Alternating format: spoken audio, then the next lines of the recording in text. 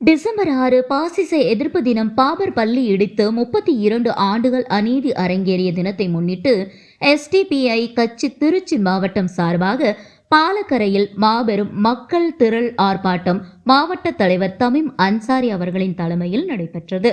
வடக்கு மற்றும் தெற்கு மாவட்ட நிர்வாகிகள் முன்னிலையில் வகித்தனர். வடக்கு மாவட்ட பொதுச் செயலாளர் அசாருதீன் அவர்கள் வரவேற்புரை ஆற்றினார். திருவெரும்பூர் சட்டமன்ற தொகுதி தலைவர் ERI ஷேக் முகமது மற்றும் கிழக்கு தொகுதி தலைவர் I சபியுல்லா பிகாம் ஆகியோர்கள் கண்டன கோஷம் எழுப்பினர். இந்த மாபெரும் கண்டன ஆர்ப்பாட்டத்தில் SDBI கட்சியின் தமிழ் மாநில துணைத் தலைவர் B அப்துல் ஹமீத் அவர்கள் கலந்து கொண்டு கண்டன எழுச்சி உரையாற்றினார். மேலும் திருச்சி அதாபி அரபிக் கல்லூரி கல்வி குழுமத்தின் தாளாளர் இமாம் ஆர் முகமது ஃபைசூல் பாரி மற்றும் விமன் இந்தியா மூவ்மெண்ட் மாநில செயற்குழு உறுப்பினர் ஆலிமா மெஹராஜ் பானு ஆகியோர்கள் கலந்து கொண்டு கண்டன உரையாற்றினார்கள். மாவட்ட பொதுச் செயலாளர் முகமது சித்திக் B அவர்கள் இந்நிகழ்வை தொகுத்து வழங்கினார். ஆர்ப்பாட்டத்தை தலைமையேற்று நடத்தி கொண்டிருக்கக்கூடிய மாவட்ட தலைவர் தமீம் அன்சாரி அவர்களையும்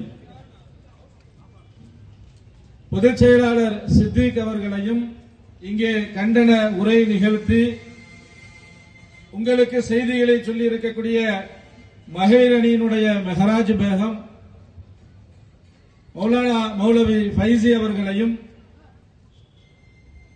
இந்த ஆர்ப்பாட்டத்திலே முன்னிலை வகித்து தங்களுடைய முழக்கங்களை முன்வைத்துக் கொண்டிருக்கக்கூடிய SDPI கட்சியினுடைய ஒருங்கிணைந்த திருச்சி மாவட்டத்தினுடைய நிர்வாகிகள், தொகுதி நிர்வாகிகள், நகர கிளை நிர்வாகிகள், வருகை தந்திருக்கக்கூடிய இஸ்லாமிய சமூக சொந்தங்கள், இந்த ஆர்ப்பாட்டத்திலே பங்கெடுத்திருக்கக்கூடிய அனைவரின் மீதும் இறைவனின் சாந்தியும் சமாதானமும் உண்டாகட்டும். உங்கள் அனைவரையும் வரவேற்று வாழ்த்துக்களை சொல்லி என்னுடைய கண்டன உரையை நான் ஆரம்பம் செய்கிறேன். நேரம் குறைவாகத்தான் இருக்கிறது, வேறு வழி இல்லை. ஏன்னா டிசம்பர் 6ஆம் தேதி பாபரி மஸ்ஜிதுக்காக போராட்டங்கள் அறிவித்தாலே அல்லது நடத்தப்பட்டாலே இன்னைக்கு சமூகத்தில் என்ன பேசப்படுகிறது என்றால், இவங்க எல்லாம் பைத்தியக்காரங்க. நீ சமூகத்தில் பேசப்படுகிறது ரொம்ப படிச்சவன்லாம் ஒயிட் காலர் சொல்லுவோம்ல, ஒயிட் காலர் ஜாப் பார்க்கிறவன்லாம் இவர்கள் உணர்ச்சி வசப்பட்டு எல்லாரையும் உணர்ச்சி வயப்படுத்தக்கூடியவர்கள் அப்படின்னு அவன் பேச ஆரம்பிச்சுதான்.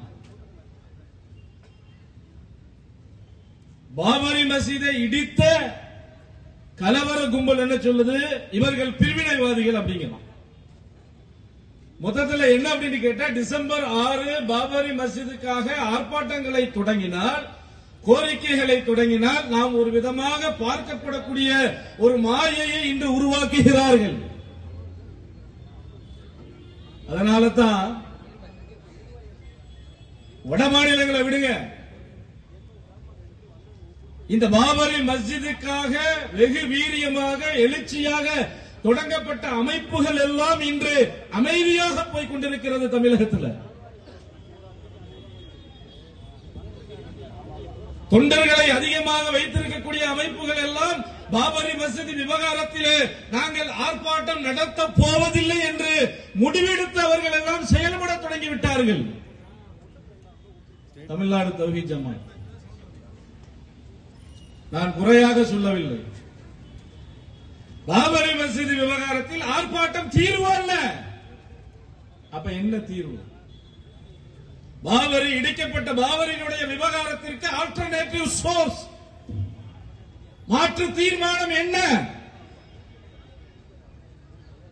பாபரி இடிப்பை மையப்படுத்தி உருவாக்கப்பட்ட பேர் இயக்கங்கள் எல்லாம் இன்று மென்மையான போக்குகளை, மென்மையான வார்த்தைகளை சொல்லி டிசம்பர் 6 கடக்க தொடங்கிவிட்டார்கள். பேர் சொல்லணுமா? நான் யாரையும் குறை சொல்லுவதற்காக இந்த மேடையை பயன்படுத்த விரும்பவில்லை.